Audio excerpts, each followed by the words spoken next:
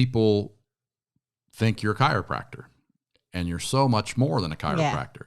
And you can fix a lot of things. And, word of mouth is huge, but it's slow moving. People need to learn about you. And with the things that you do and, the training you've got, you're a super educated, smart guy. You use different words than people, the normal people know. And that's one thing we talk to all businesses, you kind of got to talk to it's about them until they get in there. And then it's about you. Starting, sustaining, and having a successful small business is hard, but you already knew that. But wouldn't it be great to have a podcast that talks to and digs in to the people who've made it? Problem solved. This is Local Vibes, small business success stories. Talking to successful small businesses from around America. You'll hear awesome stories about how they got started and how they survived and thrived online and in their communities. We find out their special vibe. Welcome to Local Vibes. Brought to you by UltimateOnlineMarketing.com. Now, here are your hosts, Pat and Angie Cherubini. All right, let's do this. Hi, everyone. It's Pat and Angie Cherubini, and today we are featuring our friend, Dr. Derek Myers of Kinect Rehab here in Newark, Ohio. So let's... Welcome, Derek. Thanks for stopping by. Started. We're going to ask you some questions and find out if we can learn a little bit about what you do, because what you do is a little bit different than what... Yeah, at least in our area, so it's a little different. Let's just start by, telling us the origin story of how you got to be a chiropractor. I don't know what you call yourself now. You're still a chiropractor, but, how you started and, where you're at now. So I started out, going to college. I was going to go to medical school initially. I kind of decided not to do that later in college, and just didn't want to go that route, and wasn't sure what I wanted to do. So I went and got some massage therapy training so I could go to graduate school and have a very flexible job during grad school. And I'm going to grad school in Texas and working on biochem. And a couple years into that, I just got kind of fed up with it. I was doing massage therapy in a rehab clinic there in town. And that was the best time of my life right then. My best 10 hours of that week, 10 to 12 hours, were in that clinic. How come? And, well, it was rewarding. For starters, the environment. I mean, people come in hurting and they leave feeling better. I mean, that's an immediate, tangible reward, watching people's lives change. And, it's hard to put into words, but I mean, people do it not just in healthcare, but in other areas too, other service industries. So it was just very rewarding. It was just a much better environment. The environment that I was in was, it's not for everybody. Grad school is not for everybody. And my grades were fine. That wasn't an issue. It was kind of a toxic environment for me. Everybody's kind of built different. So I'm grateful for it. I learned a lot. I'm glad I did it. But it gave me a solid foundation for what I do now, as far as healing and tissue recovery and what's happening, and making better decisions about how to recover tissue and what's going on that level. So about 2 years in, I was just having a bad week. And I just remember going into work that day, and I'm absolutely miserable, and everybody around me is laughing and hugging each other. It's a great time and all this stuff. And that was it. That was my come to Jesus, that I'm not doing the right thing. I felt like I'd been battling that for 2 years. And it just felt like the wrong path, like I was swimming upstream in it. And I'm not one to back down from a challenge or a fight, but 2 years in, that was enough. And that was the wrong thing for me to be doing, but got me to where I needed to be at Texas Chiropractic College. And got out and kind of specialized beyond there. So now I do all the fun stuff we do here. Now, I know you started it just because, of course, like I always say, a lot of the people that we have on here, I already know, are our current clients. you started your practice in Tennessee, correct? Correct. Right. So I went to Nashville initially and was there for about 15 years. I had a very concierge style practice. So I saw a very limited number of patients. It was all cash. Got to work with some very different, eclectic group of people from the music industry and the sports industry, and then also in pain management. So I got to see a lot of crazy stuff that I never would have seen just being a traditional chiropractor in that setting. A lot of just crazy cases that really helped shape and gave me a lot of, I guess, I don't know what the right word is, experience in areas that I might not have otherwise had. So can you tell us about a few of them? Yeah. So it was never a dull moment in pain clinics. I don't know how familiar everybody is, but one day I'm a bouncer and the other day I'm a clinician. But I did have to physically remove somebody from a waiting room one time. You did? Yeah, the guy was strung out. He was swinging this kid around. It was a whole thing, and so we had to help him to the front door and wait on the police. So. Oh my goodness. Yeah, the whole JiuJitsu training came in helpful. I was going to ask, is that before or after the JiuJitsu? Yeah, that was definitely after. That was a very helpful tool. But there was a case where, people would come in. I had a lady who was told that she was going to be confined to a wheelchair for the rest of her life. No paralysis, just had a lot of lower extremity and lower back issues. A year later, she's out of a wheelchair, hiking with her husband, and did that for years. There was a case where a young lady was shot in the back of the head. A stray bullet went through an apartment wall and caught her, and we helped her recover the left side of her body after that injury. That's an amazing story. Her name was Tara. It was just an incredible thing. How long did it take? That was several months worth of work. I mean, fortunately we got her right. Like as soon as she was cleared from the head trauma, we got her right away.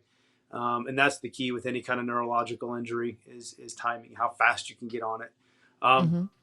So that was awesome. Oh my gosh. Post-surgical stuff, saving people from surgery, being able to recover somebody without needing to go to have a lumbar fusion or a cervical fusion. There was a lady here in town that had, there's several of these cases actually, but this one particular had headaches for years and years. It spent almost $100,000 out of pocket over the time trying to resolve these. And we were like 3 or 4 weeks with it, and her headaches were mostly gone. It was a little bit of residual stuff from here to here. So, just to have those types of things, the dry needling has been a huge bonus for that. One of the most memorable parts was, my father had a lot of health issues, from transplant to having to learn to walk again, cancer several times, and being able to be there for that. There was a point where he had to learn how to walk again. He was bedridden in a hospital for 7 months. So he literally had to learn how to hold his own body weight again and then start to walk again. And being able to be part of that, that was outstanding. To have that guide to help with that guidance through his health struggles. It's just so many stories and cases and stuff, but with the variety of stuff that we do here at Kinect, we have some tools that can accommodate some of those difficult cases. Yeah. So you mentioned dry needling. You're a chiropractor, so you Correct. Your stories are awesome. Those. Yeah. It gives you goosebumps when you hear about people that struggled so long, and in a few weeks, it can get up. How are you different from the normal chiropractors that just go in and, snap, crackle, pop, take your $40 and send you out the door and say, come back 3 more times this week?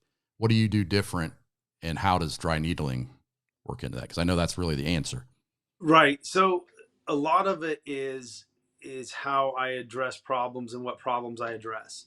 So, getting adjusted is helpful. You're basically just putting movement back into tissues, right? Back into joints. That's all it is.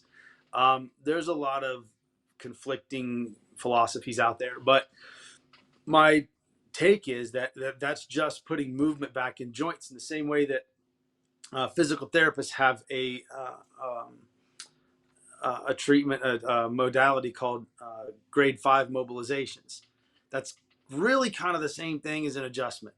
In chiropractic, we call them HVLAs, and it's just a way to move a joint, but it's putting movement back in joints. You know, there's some ideas out there. People talk about how bones pinching on nerves going here, and that's not really it.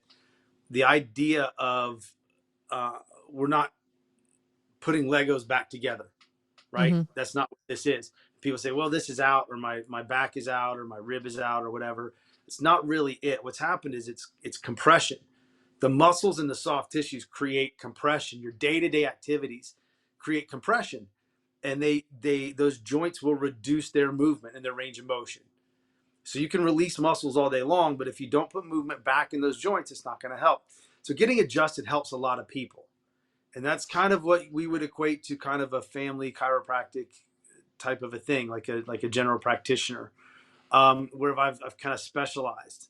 So I work a lot with the neuromuscular system as well. So the dry needling, which is a great way to break up deep adhesive tissues, or those trigger points, or those knots that you hear people say, well, I just can't get to it, or the massage therapist just can't get there. A lot of those, I just can't seem to find it or locate it. Working with the trigger points, working with movement dysfunction. The first thing I do is I'm not looking for something being out of place or whatever it is. I'm looking for something that's not moving right. Like what's restricting the movement? Like, why is that pain? That pain just doesn't show up one day. This was kind of the epiphany I had in grad school, is you don't have headaches from ibuprofen deficiencies. So it's like, you know what I mean? So never really thought of it that way. Why are we chasing these problems with medications? And I'm not against medication. Please hear me. I'm not against that. There's a time and a place for that. But, mild to moderate diffuse mechanical low back pain is not an indication for opiates. Like that's just not, opioids are not the answer for that. So I'm looking for movement. Why is that headache there? What are you doing? What tissues? Where is that headache specifically? Where is that tingling down the arm? Where is this? Where is that? That's got to be coming from somewhere. There's a reason that's happening. Mm-hmm. And so what makes it different is the initial approach isn't, I'm not trying to relate everything to the spine. I'm trying to relate everything to movement dysfunction. And if there's not a movement dysfunction that can explain it, then we got to look at the metabolic dysfunction, because there are things such as, thyroid issues and gut health issues can present, autoimmune issues can present as joint and muscle pain. And that can show up and be one of the first things that shows up. And so they go through all this stuff looking for answers to the joint pain, but it's not joint pain from the joint. It may be metabolic. So I'm not taking anything off the table in that initial exam. We're trying to find out what's causing these symptoms. There's a lot of people that can dry needle, that can do the myofascial work and do this and that. But if you don't get the right spot, if you don't find the right problem, I don't care where if you don't put the needle in the right place, it doesn't work. If you don't put the right therapy on the right tissue in the right timing, it doesn't work. And so all those modalities are great. I got a lot of training in those, and I've been doing this for so long. It's just the real answer to that question is at the onset. What makes me different is the onset. I'm looking for what's causing this. Where is it coming from? Let's not just rule anything out and assume it's a disc causing that pain in the leg. And that's where a lot of those have come too. Oh, I've got a disc bulge. Well, that doesn't mean that that's causing the pain in the leg.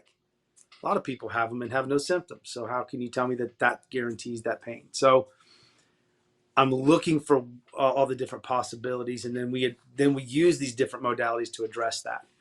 Not everybody needs to be adjusted. Now, my state association and peers may disown me for saying that, but there are some people that don't do well with adjustments. They do well with soft tissue work or massage or stretching. They don't need to get adjusted. Their joints are moving great. You just got to keep them moving great. So, but it's kind of a long-winded answer. No, it's perfect. It kind of fits in. I actually said it this morning. I say this quote all the time. As a former boat mechanic, I learned from my mentor, just kind of what you're saying. You can't fix a damn thing until you know what's wrong. Right. Just trying to crack it ain't going to fix what's wrong. Right. And I think that's the problem these days is too many people too many doctors, regular doctors. I'm not even just saying chiropractors, but all doctors, a lot of them just want to hurry you up through there and give you a pill and get you on your way. That they don't even really sit down and talk to people. Yeah. And there's a lot of difficulty too, because there's a lot of physicians that are, especially with some of the insurance requirements and constrictions and right. And some of the administrative pressures that they get. That's a difficult field right now. There's a lot of doctors that don't want to be in healthcare right now. But you do, and you're seeing a lot of these physicians that are getting out and doing kind of what I'm doing from a business model standpoint, where we're not taking as much insurance, but I got the freedom and the time to do what I need to do. And I'm not, and an insurance company can't dictate what I can and can't do. My licensure and my scope of practice do, but that's it. I don't have to answer anybody. And I think the cool thing is it's kind of based on the same thing that we tell any business. You're getting to spend that extra time with people. So you're building a relationship with that client. And at that point, and I know you deal with this, people don't care what they have to pay because they get that time spent with you and they feel like you truly care and want to help them. And you're not just another number. They're not just another number. We used to have a slogan that I used for a quick minute, and it just said, we treat the whole person because we care about the whole person. Mm-hmm. So, and it's, I don't know, the slogans and all that stuff aren't really my strong suit, but it was just one of those things that it really kind of describes, how we try to approach to it, and to the cost thing. That's another thing that comes up a lot. Well, you're not on my insurance. Okay. People that do what I do aren't in insurance plans because insurances don't pay for those things. Mm-hmm. They don't have the coverage to do that. There's a story. I've got a good friend down in Nashville. Two of them, but the one guy they're both vocal coaches, phenomenal vocal coaches. The one guy was a student of the vocal coach he's working for now. And he tells a story, he spent like $3,000 or $4,000 on vocal lessons, trying to get his, I don't know, he's trying to increase his vocal range or something. And he wasn't getting anywhere. Well, the guy that he works for now is $400 or $500 an hour. Like this guy is the vocal coach to the stars. He does. Wow. Everybody. Yeah, he is the guy. Anybody in the industry knows who this guy is. So he finally broke down and dropped the cash and went and saw that got one lesson with this guy, was able to get in one lesson for $400 or $500 more than what he got $3,000 worth for in this other situation. Wow. So what was really expensive there? What was the cost? The $3,000, he spent a fraction of the money and got more, even though it was more per session, but then he did, spending thousands of dollars the other way. Mm-hmm. So if you have the time and you have the tools, the cost really isn't, you start talking about compared to some of these medications that are $2,000 and $3,000 a month. Yeah. I mean, time and pain is costly too. So right? The quicker you can get out of pain. How much work are you missing? Yeah. How bad is your family life suffering? Yeah. We hear all the time about people, I got to wait 6 more weeks before I'm allowed to get another cortisone shot because insurance won't pay for it. Yeah. Yeah. How much is that worth? Yeah. I mean, your baseball season, right? Baseball and lacrosse and all that. So being able to be at the games and tournaments, I mean, there's a price tag on that too, quality of life. So now you have other services there. What are some of the other services that you provide, Derek? So we have a licensed certified medical massage therapist on staff. Her name's Tina. She's outstanding, does great work. And we have hyperbaric oxygen therapy, HBOT. Yep. So I know. Yeah. So that's a relatively new one. That's one I've wanted to have HBOT in my practice forever. I was about to get one before I left Nashville, but with the move and all, I just didn't purchase one then. So I'm thrilled to have it, especially with, my health situation and having surgery here a couple months ago was kind of that in that diagnosis kind of prompted this. That was kind of the proverbial straw. Like, okay, it's time to make a bunch of positive changes. And that was one of them. So I love the hyperbaric oxygen therapy. What's it good for?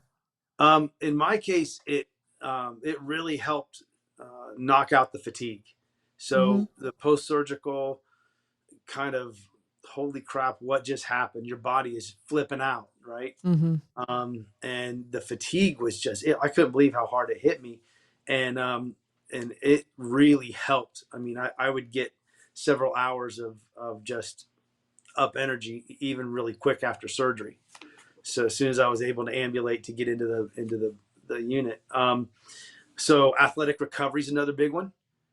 It's great after, some of these athletes just go and destroy their muscles one day and they hop in that thing. And then the soreness is either gone or very minimal the next day, which allows them to work hard again and not have 2 or 3 days of soreness. So it gives them extra training time. Recovery is key. It helps kind of perfuse oxygen into the tissues in a pressurized environment. And so that's what helps break down inflammation. So your inflammatory processes, autoimmune people swear by it. And I know that there's a big use for it with like autism and things like that. Now, I don't treat autism.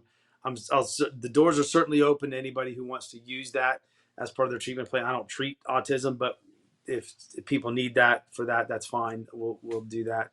But I just want to clarify that, right. We'll provide that service, but they use it, like I said, the autoimmune inflammatory processes, arthritis, anemias. There's a good bit of data out there on anemias. And there's some neuropathy. Yeah, neuropathy.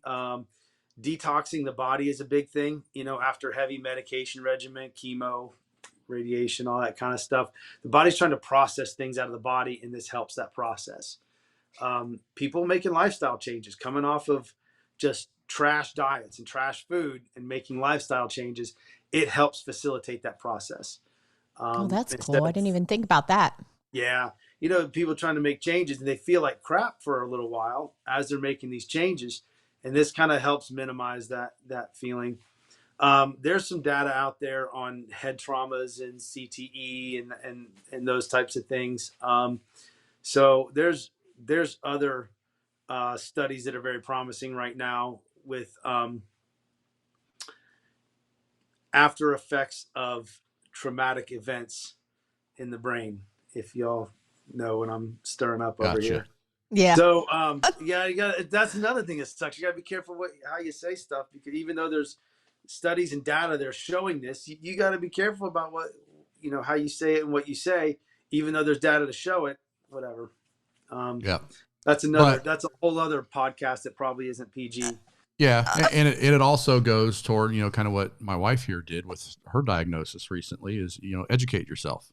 If there's 100%. Something that you've read yourself and, we're not doctors, but she read a whole lot of stuff and she's made the changes and she's sought out treatment like HBOT that can help. And, it's not prescribed by anybody. It's not traditional. It's not traditional, but, based on what she's learned, she's seeing if it's going to help.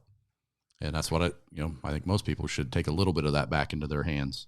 Yeah. Yeah. And you should. That's, we've gotten into, as a society, we've gotten into a habit of kind of waiting for everybody else to make those decisions for us. And you just do what somebody tells you to do. And you don't think about it. You don't ask questions. Educate. If you give it a diagnosis, educate yourself. Every provider out there can tell you hundreds of stories about misdiagnosis that walk in their office. Oh, yeah. And this is, where medical doctors basically see a bunch of chiropractic failures. And as chiropractors, we see a bunch of failures from allopathic or mainstream medicine. And that doesn't mean that's a bad provider, this or that, but things kind of hide. And not everybody gets 100% all the time, but you have to educate yourself and you have to look up these things. You have to understand what it is they're telling you have. and go dig on that and see what options are out there and ask about those options, get second opinions. And if you're not doing that, you can find yourself thousands of dollars down the wrong rabbit hole, and then, you last ditch effort somebody like me and walk in and we look at it from a new perspective. Well, that didn't work. I'm not going down that hole again. Let's try this over here. And lo and behold, that works. It surprises me how many people don't do a lot of research. It's like once we knew about my cancer and, even though I technically didn't have it anymore when they took my colon out, and my chemotherapy was just for preventative purposes. Right. So I got lucky in that sense. We still both dug deep into, what were things that we could do to make it easier on me for now, for the time being, and for the future. What are different techniques that people are using besides medicine? Because I'll tell you what, I certainly don't ever want to go through chemo again. Right. It was, even though mine may not, I have no idea. I handled it extremely well, probably better, from what my doctor said, better than most people. He said I basically got the gold medal for it. You did, 100%.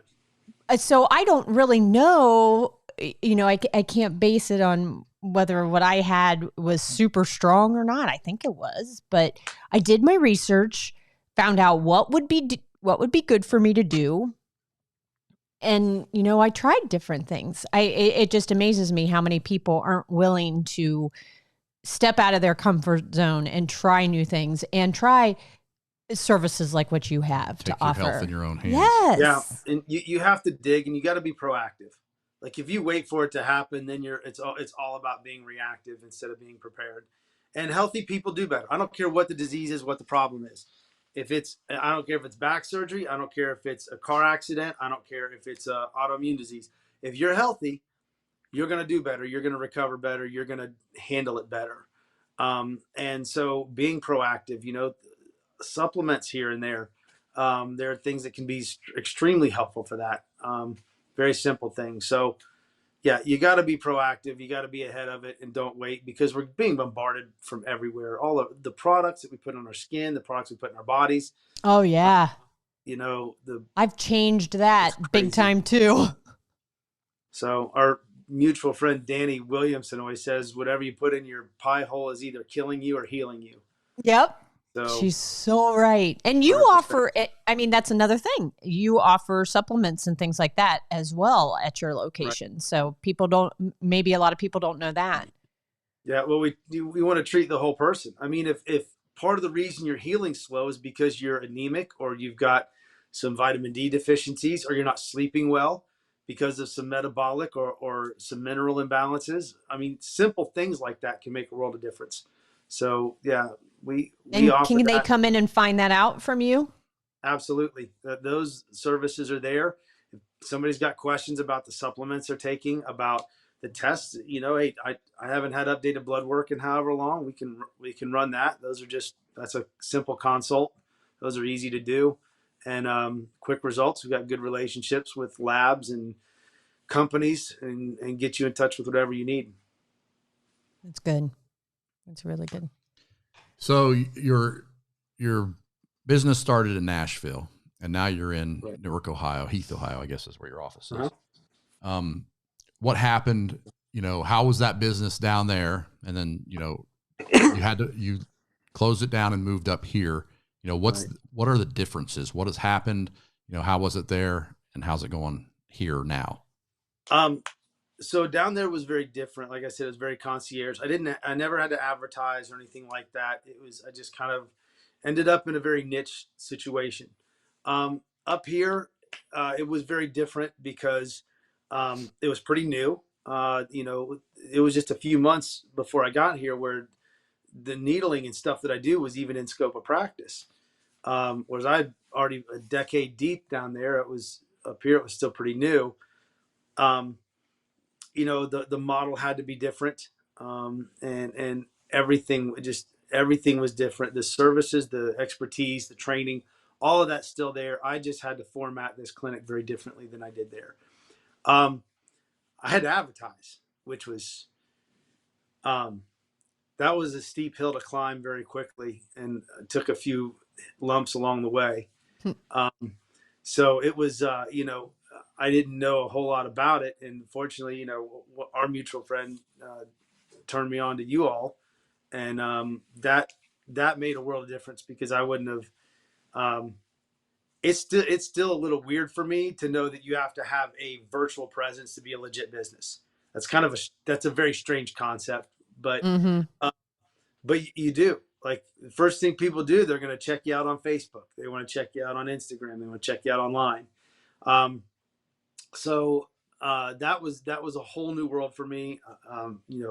Wasn't, and probably still not super proficient with social media, but that was a huge thing. I think if I had to start over moving up here, I would have engaged you all before I even got started.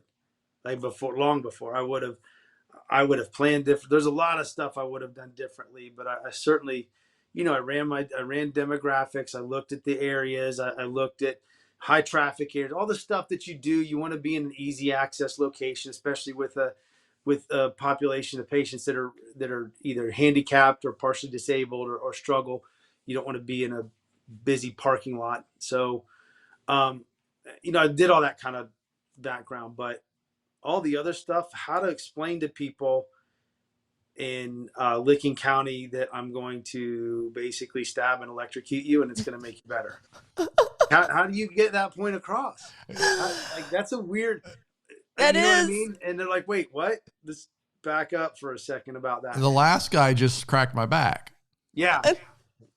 Oh, well, it when I get adjusted, it feels better. Well, that's great, but now you're here. Yeah. So it's either not lasting or something else is going on. And so, but once you explain that, so patient education, I guess trying to explain that people still ask, like, so what do you do? How are you different? I don't really have a good, like, quick elevator one line answer for that. I had a patient one time, he said, you're a pulley specialist. I always talk about the body's just a big complex pulley system. He said, you're a pulley specialist. You fix the body's pulleys.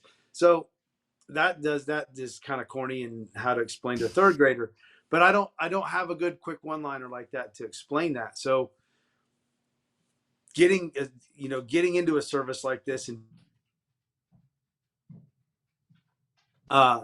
where it's like explaining that or showing this or showing a treatment, that's how we need to, that I would have done a whole lot more of that from the beginning.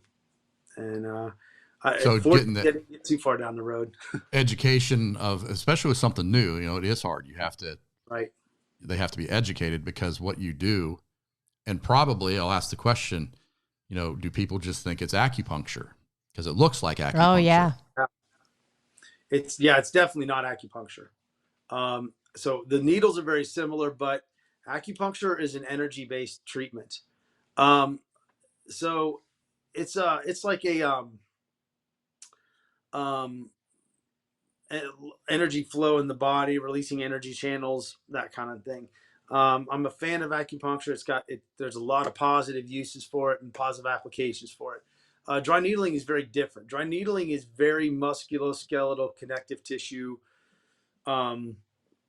correcting movement and bound up soft tissue in the body. So yeah, it's definitely not acupuncture. We are going into a trigger point or bound up fascia and releasing those tension patterns in the body to restore movement.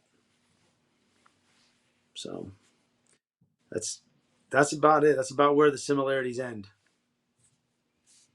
And I will say, then they're a lot longer. A lot longer. Some of them are. Some of them are, but some of those muscles are deep, which is why the therapist can't get there. Yeah. But yeah, I really do. That's the one thing I look back on and wish I would have done more of is more of the preemptive advertising type thing and all that. So it was like they're killing me. Sorry. It was like I guess it would have just been more of simple videos, simple little things, getting out there. Being out in the community was very helpful as well. Just being involved in the community. I mean, it's a small town. You want to be a contributing part to the town, not, not just a leech on it. You want to be there to help people and support the community, support the people in it. Yeah. And so that was a big thing. And so having that, and people, oh, I saw you on Facebook, or I saw this on Facebook, or I saw that. I was like, as I hear that, I'm like, man, why we should have done that, ahead of time. So, yeah, the education part of it. And it's hard to explain. It's hard to explain that to a lot of businesses. That is right. something that we struggle with when we either bring on a new client or we're talking about marketing with them. It's hard to get them to understand. And I think you saying that's helpful. Because people don't understand that it takes some time to really educate people. And on social media, it's not like everything you do is seen all the time. You know, it's like, yeah, even if you put it out there, they may not see it. So that's where the advertising does come in. It pushes, a little harder, which there are lots of different ways to do it. Advertising is the fastest, but it's also the most expensive. I just thought that you'd put a video or a picture out there and just assumed everybody saw it. Yeah. And then I realized that no, there's just a specific group of people that are going to see that. Your mom. And I'm like, well, that's not helping. They already know who I am. Yeah. And that's the hard part. And that's what we talk about all the time. And, especially with what you do, people think you're a chiropractor, and you're so much more than a chiropractor. And you can fix a lot of things. And, word of mouth is huge, but it's slow moving. People need to learn about you. And with the things that you do and, the training you've got, you're a super educated, smart guy. You use different words than people, the normal people know. And that's one thing we talk to all businesses, you kind of got to talk to it's about them until they get in there. And then it's about you, what you can do for them. But getting them in that front door with, which in your case, advertising is really hard because you can't say, I can fix your pain, because that's a claim that Facebook and even though you should be allowed to. Other people can talk about what you've done for them. So that, those are the kind of things that you expose. Well, I'll tell you when you come. I mean, that's fine. I'm not going to hold punches with some of that stuff. And that's it. You're allowed to say that, but you're not allowed to advertise it. Yeah. The pharmaceutical company owns the word pain, which is right. Which is kind of what you were talking about with your HBOT. There are studies that prove it works for certain things, but what do we say? Yeah, you're not allowed to say that. But which is crazy. If they learn or somebody else tells them that it works, then that's the next step. Well, do you have a mentor, Derek? That I know you've talked about Danny. Would you consider Danny a mentor? Or? I don't know if mentor is the right word. I guess I know a lot of people have had like this one major influence in their professional lives that have guided them through. And I feel like I don't have necessarily one, but I've got a few along the way. You know what I mean? So I've had, I had a professor at chiropractic school that was highly influential and was extremely helpful. He taught, internal diagnostics. And I mean, the guy could take the most random 2 pieces of information and diagnose. He was brilliant and is brilliant. I mean, that has stuck with me about exploring, the diagnostic side of it and getting it right. I've had, my dad, the way my dad was in the community, and seeing how he interacted with people and he, you know what I mean? Like how he just did things, and how he benefited people. He wasn't in healthcare, but I mean, he was always there. My late Uncle Steve, who ran the massage school that I went to, same way. He just wanted to help people. He opened a school and taught people how to do it. Just watching them and how they were, I feel fortunate to have had several people that have influenced me in that way, and watching people like Danny, the passion that she has for what she does. And so that keeps me kind of going too, thinking about that. So cool. So loaded question. You have any hobbies? What do you do in your spare time? Oh, Yeah. So that's a good that is one. a loaded question because That's a good one. That is a loaded question because one of my hobbies is learning how to break people. So sounds kind of weird, right? It is, No, that It's is kind of like funny. I need to job qualify that. security, right? Right. I know. I train Brazilian Jiu-Jitsu, and that occupies. If I'm not in the clinic or hanging out with my kid, my boy, then I'm on the mats, training. So I love it. But And how long you been doing that? That's a foreign world to me. Completely. Off and on for about 12 years. There's a little bit of time off here and there for family stuff and whatnot, but altogether, maybe 8 of those 12 years has been training. So I've been training pretty solid for the last few. How'd you start? I used to treat UFC fighters in Nashville, and one of them was like, hell, I'd like to break my leg. He's like, You why don't you wouldn't- come to practice one time? You know, I wrestled when I was younger. I always liked those one-on-one sports. And he said, why don't you come to practice? I'm like, man, I can't do what you do. He goes, no, try JiuJitsu. There's no striking, all that. I was like, all right. I showed up first day and that was it. I was hooked. That's all. Really? Yeah, I would from the time that instructor grabbed a hold of my lapel and I couldn't do anything to stop him from having his way. I got to figure this out. I got to learn this. It was fascinating because you're seeing some of these guys with like high school educations and they understand more about how the body does and doesn't work mechanically than most of the educated people I know. Like you can't finish an arm bar or certain types of locks or chokes if you aren't in the exact right position or have the body position just right. And that's really what hooked me is I was fascinated by the functional movement that these guys understood with no clinical training. I was like, I got to learn this. This is outstanding. So That is right up his alley. yeah, showing my ignorance here. You said no striking, and that's a BJJ thing. It's just wrestling. Yeah. It's no hitting. Yeah, I didn't know that. It's submission wrestling. You're basically,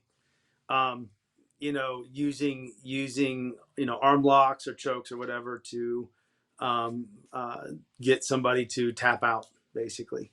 So, and it's my closest friends practice jujitsu. It's we go out there and roll around and do all that, and then we go have sushi and laugh about it. And then they make an appointment for needles. Not usually. Sometimes I'm the one that needs the appointment. So. Yeah. Do you have a lot of clients from there? Because I know you coach, correct? Right. I teach. Yeah. There's a handful that come. I mean, we're pretty safe over there. We're not, really trying to kill people, but, you get with any sport, you get injuries, people pushing too hard or not recovering right and whatnot, whether it's jiu-jitsu or baseball or CrossFit or whatever, doesn't matter. Where do you train? You want to say it? Where's your gym? Delta Grappling Academy. Delta Grappling. Yeah, it's right here in Heath. Cool. So you had a little setback. You talked about, with your health and you're getting back into the training, and you talked about, how, because you were in good shape before that. Yeah. And you had a surgery, and you talked about, it wipes you out. You were like me. Yeah. You were hit like boom. Yeah. So how's the training going now? I have just started back with like some drills and movements. I'm not taking a lot of hard rounds yet. I still got another couple of weeks before I can really kind of open the doors. But man, I am exhausted. You don't do anything for a month, and then you try to come back and exercise, and you're like, my gosh, I might as well have taken a year off. That was crazy. Mm-hmm. But I'm feeling my gas come back a little bit. I'm starting to move right again, and the muscle memory and the strength is coming back. So I'm happy about that. Of course, the hyperbaric's helping with that as well. So, and getting my Eating little your own cheat dog on food. Twitter. Yeah. What are your goals, Derek? Where do you see yourself in the next 5 years? There's some plans I have for the clinic. I would like to add things that I feel are a pretty big need here in town, or in this area. I don't want to get too far into that quite yet, Right. but I want to expand what we do here and start offering some services that I feel where musculoskeletal healthcare is going, Mm-hmm. and things that are going to provide people options that aren't currently here. Yeah. I would like to, eventually bring somebody on, a little down the road, find somebody either right out of school or somebody with some training and provide that as well. I'm not for everybody, but I will help you find whoever you need. But having somebody, in a few years come help the load, and I want to spend time. My boy's 8 years old, so baseball games. He does jujitsu too, so going to tournaments with him. We're both competing in the same tournaments and all that. And That's so cool. that's what I want to do. Well, his grandma told me he's a natural. He's got a mean arm bar. Oh, nice. He'll find an arm. Yeah, he's got a good knack for it. So, yeah, and he's laughing the whole time. It's great. That's so cool.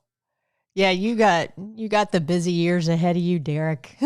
Yeah, I'm excited about it. So it's that's fun. what I want to do is get people better and afford the time with him.